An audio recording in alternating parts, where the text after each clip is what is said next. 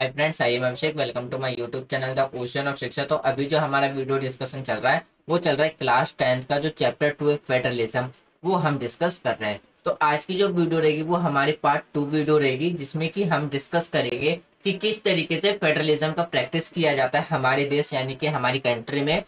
फिर हम देखेंगे फेडरलिज्म में एक जो चैलेंजेस है था इंडिया के लिए, जो कि लेगिस्टिक यानी कि जो भाषाई आधार पे जो स्टेट बनाने की बात की थी, तो किस तरीके से हमारी कंट्री ने इस चैलेंज को फेस किया और एक प्रॉपरली फेडरलिज्म को हमारी कंट्री में स्टेब्लिश किया।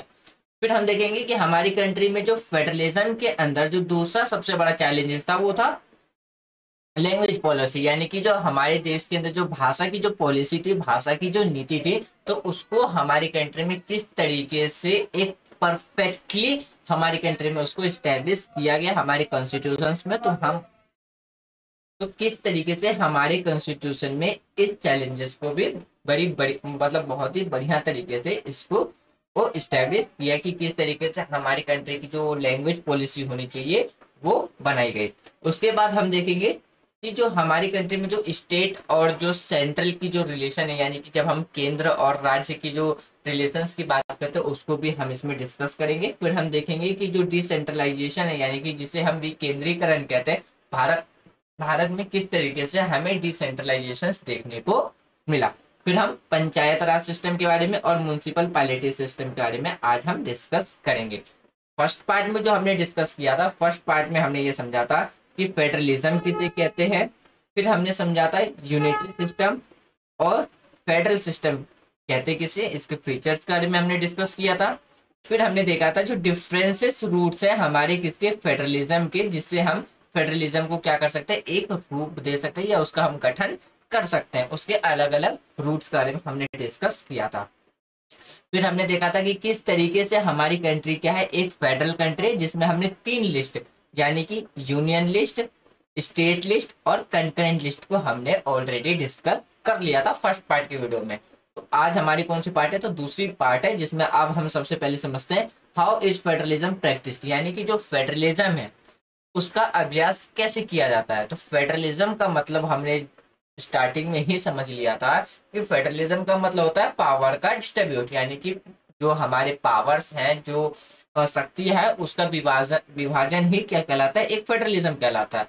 तो हमारी कंट्री में अगर फेडरलिज्म अगर सबसे पहले अगर सक्सेस है तो उसका क्रेडिट किसको जाता है, तो नेचर ऑफ डेमोक्रेसी को जाता है। किसका, क्यों, क्योंकि जैसे ही हमारी कंट्री डेवलप मतलब सॉरी जैसे ही हमारी कंट्री इंडिपेंडेंस हुई, आजाद हुई, तो उसमें कहा गया था कि जो सरकारें चुनी जाएंगी, चाहे वो केंद्र लेवल पे हो या राज्य लेवल पे हो, किसके द्वारा चुनी जाएगी, तो जनता के द्वारा चुनी जाएगी। तो इससे क्या हुआ, तो हमारी कंट्री में जो सबसे पहला जो फेडरलिज्म प्रैक्टिस में और जो सक्सेस रहा वो किसके वजह से रहा, तो नेचर ऑफ डेमोक्रेसी, यानी कि जो लोकतंत्र की जो प्रकृति है उसके वजह से रहा। फिर इसमें हम समझते हैं कि हम इसमें देखेंगे कि जो मेजर्स वे हैं फेडरलिज्म की जो प्रैक्टिस की जाती है इंडिया में, वो किस तरीके से की जाती है। सबसे पहले आता है लिंग्विस्टिक स्टेट, यानी कि जब हमारा देश आजाद हुआ तब से लेकर के अगर हम 2022 की बात करें, तो आज के टाइम पे क्या है, बहुत से स्टेट के नाम बदल दिए गए, बहुत से न्यू स्टेट क्रिएट किए गए, बहुत से स्टेट को मर्ज करके एक स्टेट बनाया गया। लेकिन ज्यादातर क्या हुआ कि हम जो स्टेट था उसके एरिया को घटा करके बढ़ा करके हमने क्या किया, एक नए राज्य का निर्माण किया, जिसके वजह से आज के टाइम पे हमारी कंट्री में 28 स्टेट और 8 यूनियन टेरिटरीज देखने को मिलते हैं। तो जैसे कि हम बात करते हैं आंध्र प्रदेश के बारे में, आंध्र प्रदेश। फिर हम बात करते हैं किसके बारे में, उड़ीसा की बात करते हैं, या हम झारखंड की बात करते हैं, झारखंड की बात करते हैं, या हम उत्तराखंड की बात करते हैं। तो ये सब ऐसे स्टेट है जिसे हमने क्या किया था, अलग स्टेट से डिवाइड करके हमने क्या किया, एक नया स्टेट बनाया। जैसे हमने गुजरात से अलग करके महाराष्ट्र बनाया, क्या बनाया था, महाराष्ट्र बनाया था। तो ये सब क्या था, इसमें हमने क्या किया कि लैंग्वेज के आधार पे जिस जगह पे जो मेजोरिटी में जो लैंग्वेजेस बोली जाती थी उसके आधार पे हमने क्या किया, अलग अलग करके एक राज्य बनाया, अलग अलग न्यू स्टेट क्रिएट किए। इस तरीके से क्या मतलब भाषाई के आधार पे बहुत से राज्य को क्रिएट किया गया, जिसके वजह से हमारी कंट्री में जो फेडरलिज्म है वो और ज्यादा क्या हो गया, मजबूत होता गया। क्यों? क्योंकि जैसे जैसे स्टेट की संख्या बढ़ती गई वैसे वैसे क्या हो गया, पावर डिवाइड होता गया। इस तरीके से क्या है, तो हमारी कंट्री में जो फेडरलिज्म है वो और भी ज्यादा प्रैक्टिस के, इस तरीके से जो हमारी कंट्री में फेडरलिज्म है इस तरीके से जो प्रैक्टिस में आया और हमारा जो फेडरलिज्म है और ज्यादा स्ट्रॉन्ग बनता गया। अब जैसे कि बात करते हैं कि लैंग्वेजेस पॉलिसी, जैसे कि हमें पता है कि हमारी कंट्री का जो हमारे जो कंट्री में जो अभी आज के टाइम पे क्या है, 22 कौन से लैंग्वेजेस है, तो 22 है हमारे। अगर हम 22 राज्य भाषा की बात करते हैं, अगर हमारी कंट्री में राज्य भाषा है तो टोटल राज्य भाषा कितने हैं, तो 22 राज्य भाषा देखने को मिलते हैं। क्यों? क्योंकि हर एक स्टेट का अपना एक लैंग्वेज है जो कि उनकी राज्य भाषा है। जैसे कि अगर हम बात करें कि अगर हम नॉर्दर्न साइड्स की बात करें, जैसे कि हमारा हो गया उत्तर प्रदेश हो गया, बिहार हो गया, दिल्ली हो गया, अगर हम या मध्य प्रदेश हो गया, झारखंड हो गया,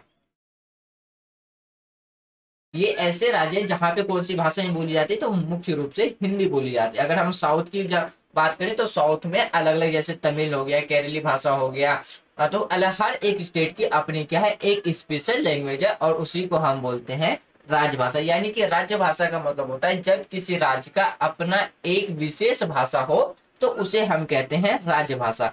इसीलिए हमने अपनी कंट्री में एक भी राष्ट्रीय भाषा ना बना करके अपने संविधान के जो अनुसूची है, 8 शेड्यूल में क्या है, अपने 22 लैंग्वेजेस को हमने उसमें रख दिया। यानी कि हमारे देश की जो राज्य भाषा होंगी वो कुल कितनी होंगी, तो 22 राज्य भाषा होगी। तो इस तरीके से क्या है, हमारे कॉन्स्टिट्यूशंस में एक लैंग्वेजेस को, यानी कि जो हमारे लैंग्वेजेस की जो पॉलिसी है, यानी कि भाषाई जो नीति थे, उसके तहत हमने अपने कॉन्स्टिट्यूशंस के शेड्यूल में क्या रखा है, तो भाषाओं को एक राज्य भाषा का जगह दिया। जिससे क्या है कि हर एक गवर्नमेंट ऑफिसेस में जो हर अपने स्टेट की जो राज्य भाषा उसके अनुसार वहां पे सारे काम किए जाते हैं। तो इस तरीके से भी अगर हम कहें तो हमारी कंट्री में जो फेडरलिज्म है वो क्या आता है, एक प्रैक्टिस के रूप में आता है, जिसकी वजह से क्या है, लैंग्वेजेस के आधार पे, भाषा के आधार पे जैसे राज्य अलग हुआ उसी तरीके से राज्य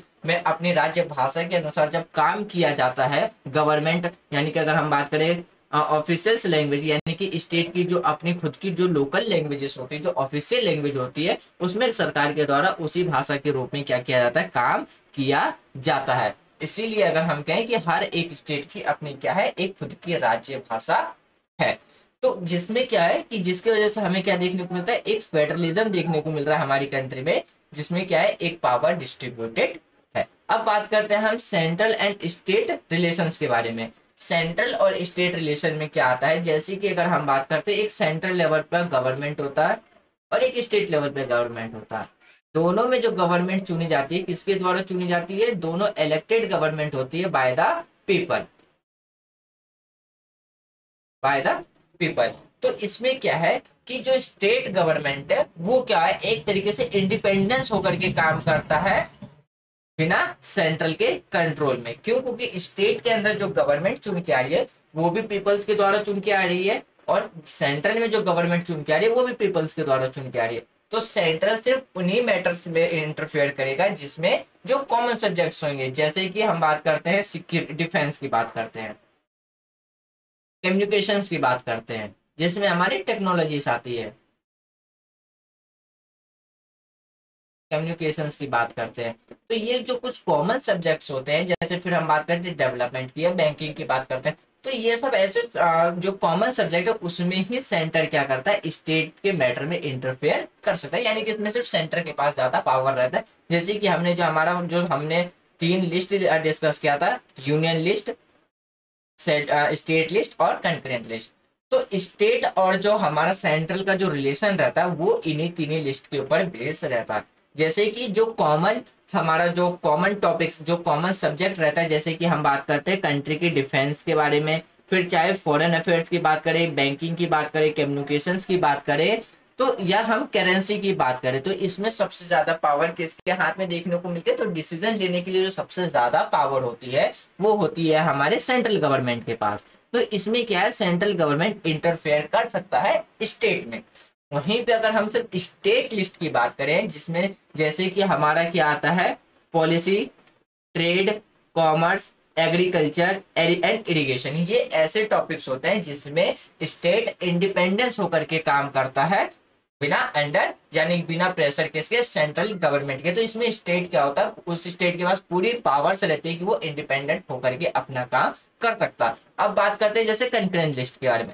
कंकरेंट लिस्ट में क्या होता है कि स्टेट और सेंट्रल दोनों मिलके अपनी अपनी पॉलिसीज, मतलब दोनों मिलके अपनी पॉलिसी बनाती है। अगर जिसपे स्टेट कन्वेंस हो जाता है या एग्री होता है कि सेंट्रल के लॉ से, तो वो क्या करता है, अपने स्टेट में पॉलिसी इंप्लीमेंट करता है, नहीं तो वो इंप्लीमेंट नहीं करता है। इसके लिए भी सेंट्रल क्या है, एक तरीके से फ्री रहता है, यानी कि उसके पास वो इस मैटर में भी इंडिपेंडेंस होकर के काम कर सकता है। तो इस तरीके से हमें क्या है, एक सेंट्रल और स्टेट के बीच में रिलेशंस देखने को मिलता है।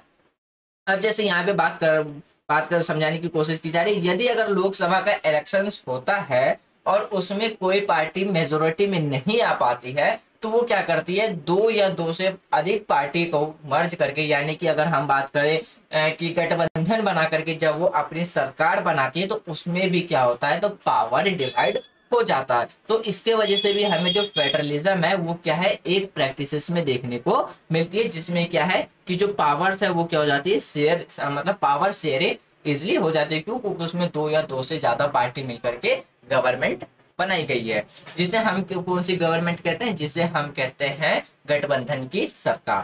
क्यों? क्योंकि उसमें दो पार्टी या दो से ज्यादा पार्टी मिलकर के अपनी गवर्नमेंट बनाते हैं। जैसे ही दो या दो से अधिक पार्टी मिलकर के अपनी गवर्नमेंट बनाएगी, तो वहां पे क्या होगा, तो वहां पे उनकी पावर शेयरिंग होगी, और जैसे ही पावर शेयरिंग होगी तो हमारा जो फेडरलिज्म है वो क्या आ जाता है, एक प्रैक्टिस में आ जाता है। तो इस तरीके से हमारी कंट्री में जो फेडरलिज्म है वो क्या किया जाता है, एक प्रैक्टिस में लाया जाता है।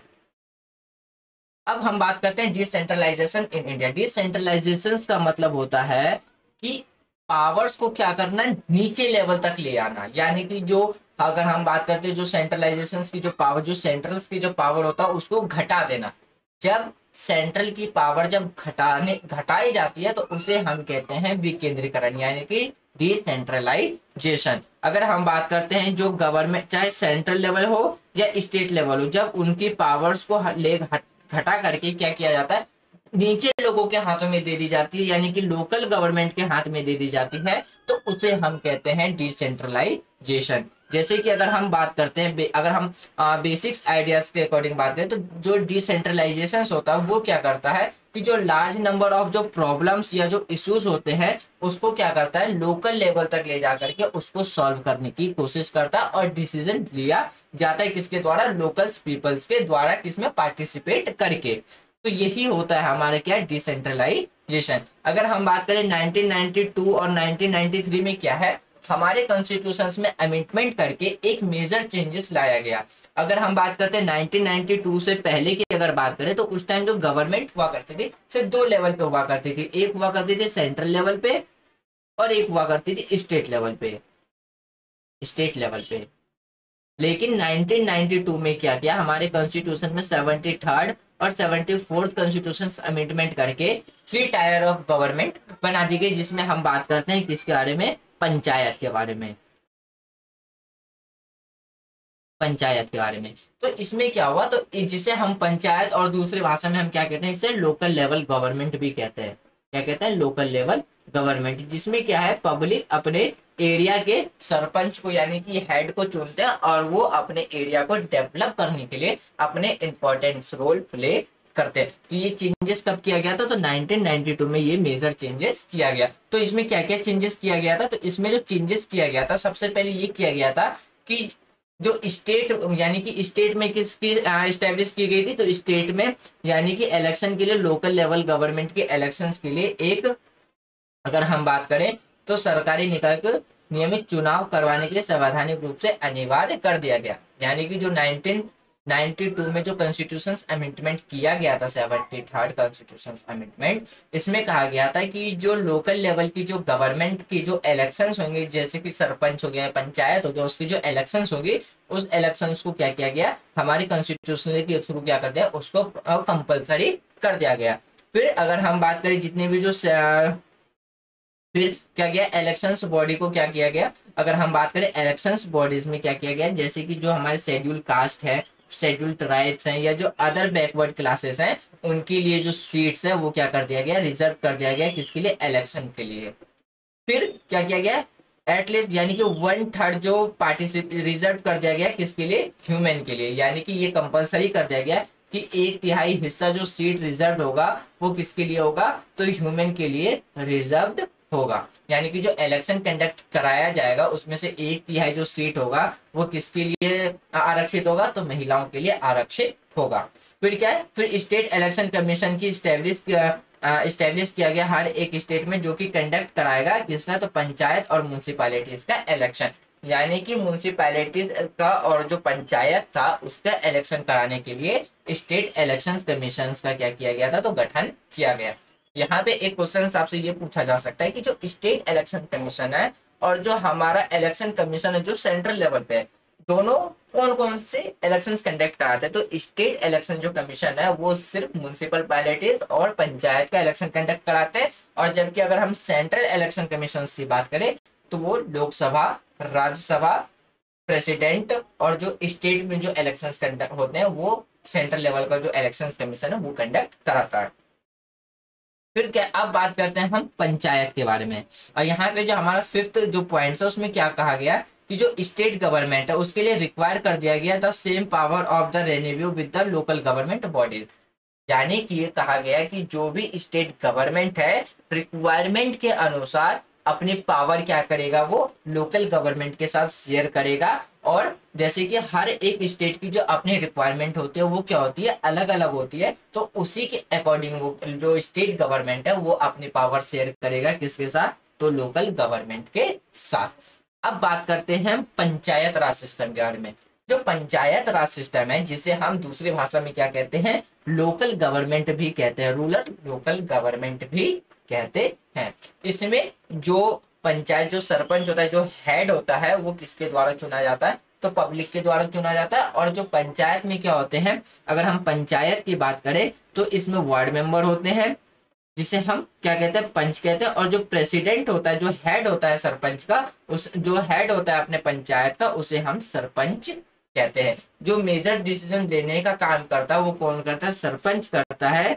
और किसकी मीटिंग में, वो वार्ड मेंबर की मीटिंग में जो भी डिसीजंस लिए जाते हैं किसके द्वारा लिया जाता है, तो सरपंच के द्वारा ही लिया जाता है, जो कि डायरेक्ट इलेक्टेड होता है, किसके द्वारा, लोगों के द्वारा इलेक्टेड किया जाता है। जो कि जैसे कि अगर हम पंचायत की सिस्टम समझने की बात करें तो इसमें क्या होता है कि जो सरपंच होता है, जो सरपंच होता है वो किसके द्वारा इलेक्ट होता है, तो जिस एरिया का सरपंच होगा उसी एरिया के लोगों के द्वारा वो क्या होता है, इलेक्टेड मेंबर होता है, जो कि डायरेक्ट इलेक्ट किया जाता है। जो डायरेक्ट पब्लिक उन्हें चुनती है, और अपने वार्ड मेंबर को भी कौन चुनती है, तो पब्लिक ही चुनती है, उस गाँव के लोग। यानी कि जिस गांव में वार्ड और जो सरपंच अगर चुनाव लड़ते हैं और वो जीतते हैं तो वो किस लोगों के द्वारा वोट दिया जाएगा, तो उसी गांव के लोगों के द्वारा दिया जाएगा जो कि उस गांव में रह रहे होते हैं। और जो भी इलेक्शंस के बाद, जैसे कि जो सरपंच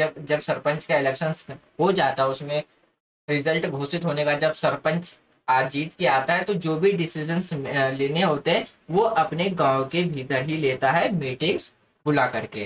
तो ये काम होता है पंचायत का, यानी कि सब जिसे हम लोकल गवर्नमेंट कहते हैं। तो लोकल गवर्नमेंट का काम क्या रहता है, जैसे कि रोड की मेंटेनेंस हो गई, जैसे कि रोड का मेंटेनेंस हो गया, स्कूल बनवाना, यानी कि जो प्राइमरी स्कूल होता है उसको बनवाना, या फिर जो लाइट लगवाना, जो बेसिक जो रिक्वायरमेंट है, जो गाँव जैसे पानी के लिए नल की व्यवस्था करवाना, पीने वाला पानी प्रोवाइड करवाना, ये सारा काम किसका होता है, तो ये सारा काम होता है लोकल गवर्नमेंट का।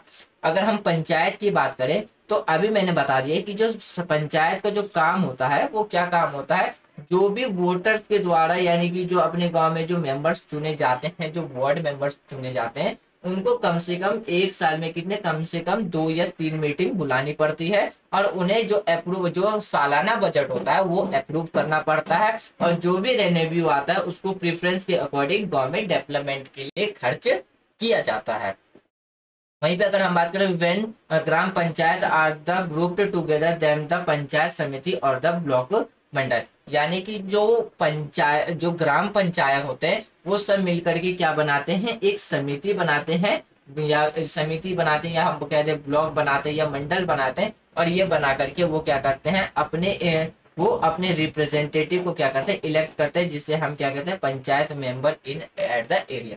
यानी कि वो अपने एरिया के द्वारा फिर अपने एरिया में वो क्या करते हैं अपने रिप्रेजेंटेटिव को चुनते हैं और फिर इस तरीके से वो अपने गांव को डेवलप करने के लिए रेवेन्यू को अलग अलग जगह पे खर्च करते हैं। यानी कि जो भी रेवेन्यू उन्हें कलेक्ट होता है तो उस रेवेन्यू के थ्रू वो अपने गांव में डेवलपमेंट के लिए लगाते हैं। अब जैसे कि हम बात करें ऑल जो पंचायत समिति है या जो मंडल्स है वो डिस्ट्रिक्ट लेवल पे भी होते हैं और जिसे हम कहते हैं जिला परिषद, यानी कि जो हमारे ग्राम पंचायत के जो समितियां बनाती हैं उसे हम क्या कहते हैं, जिला परिषद कहते हैं। यानी कि हम उसे जिला परिषद कहते हैं, ये डिस्ट्रिक्ट लेवल की पंचायत कहते हैं उसे हम। अगर इसके जो मेंबर्स होते हैं वो क्या जो लोकसभा या जो लोकल एमएलए होते हैं जो उस डिस्ट्रिक्ट के होते हैं, तो वो जो डिस्ट्रिक्ट लेवल की जो बॉडीज होते हैं ये अलग जो जिला परिषद के मेंबर होते हैं ये सब पार्टिसिपेट करते हैं अपने एरिया को डेवलपमेंट करने के लिए। और इस तरीके से जो फेडरलिज्म जिसमें पावर पूरी तरीके से क्या है डिस्ट्रीब्यूट होते जा रहा है, जिसमें पावर शेयरिंग होती जा रही है, इस तरीके से हमें हमारी कंट्री के अंदर एक फेडरलिज्म देखने को मिलता है। वहीं पे अगर हम बात करते हैं, अगर हम म्यूनिसिपैलिटीज की बात करें तो जिस तरीके से हम रूरल एरिया में सरपंच के बारे में भी डिस्कस किया, तो सिमिलर काम होता है म्यूनिसिपैलिटीज का। ये सारा काम करता है अर्बन एरिया में। अर्बन एरिया का मतलब होता है शहरी इलाका, और पंचायत कहाँ करता है तो रूरल एरिया में, यानी कि ग्रामीण इलाका में। तो इसका भी इलेक्शन में इसके जो मेंबर्स होते हैं वो भी डायरेक्ट किसके द्वारा इलेक्टेड होते हैं, तो पब्लिक के द्वारा ही इलेक्टेड होते हैं, जिसमें पब्लिक क्या करती है अपने एरिया के जो एमसीडीज मेयर्स होते हैं या जो एमसीडी के जो हेड होते हैं उसको वो चुनते हैं। अगर एमसीडी की फुल फॉर्म की बात करें तो म्युनिसिपल कॉर्पोरेशन, जिसे हम कहते हैं म्युनिसिपल कॉर्पोरेशन डिपार्टमेंट। तो इसमें जो ये भी क्या होती है एक इलेक्टेड बॉडी होती है जो कि पब्लिक के द्वारा ही चुनी जाती है और ये पब्लिक के ही रिप्रेजेंटेटिव होते हैं। अगर हम म्युनिसिपल चेयरमैन की बात करें वो कौन होता है, पॉलिटिकल हेड होता है किसका, तो म्युनिसिपैलिटी का हेड होता है। जैसे कि हमने अभी डिस्कस किया था कि पंचायत का हेड कौन होता है, तो सरपंच होता है। उसी तरीके से जो म्युनिसिपल कॉर्पोरेशन है उसका हेड कौन होता है, उसका चेयरपर्सन कौन होता है, तो म्युनिसिपैलिटी होता है। और जिसे हम और किस नाम से जानते हैं, तो मेयर के नाम से जानते हैं। तो ये भी एक तरीके का लोकल गवर्नमेंट होता है जो कि अर्बन एरिया में रह करके, जैसे नाले साफ करवाना, नाले बनवाना, रोड ठीक करवाना, रोड पे जो लाइट्स रहती है उसको ठीक करवाना, उसको लगवाना, और जो अर्बन एरिया में जो प्राइमरी स्कूल होते हैं उसको मतलब उसको रिपेयरिंग करवाना, उसमें जो बिल्डिंग्स टूट जाती है या न्यू बिल्डिंग्स बनाना, ये सारा काम किसका रहता है, साफ सफाई का काम, ये सारा काम रहता है म्युनिसिपैलिटी का। तो फ्रेंड्स ये था हमारा आज का डिस्कशन, जिसमें हमने अपना जो 10 चैप्टर क्लास 10 का जो सेकंड चैप्टर था जो फेडरलिज्म, उसको आज हमने कंप्लीट कर लिया। तो मुझे उम्मीद है कि आज और जो फर्स्ट पार्ट की वीडियो में हमने जो डिस्कस किया था वो पूरी तरीके से आपको समझ में आ गया होगा। यदि कोई डाउट्स हो तो आप अपने डाउट्स कमेंट बॉक्स में लिख देना। जब हम इसका थर्ड चैप्टर डिस्कस करेंगे तो उससे पहले हम अपने डाउट्स को क्लियर करेंगे, तब हम अपना थर्ड चैप्टर डिस्कस करेंगे। तो thanks for watching friends, take care, Jai Hind.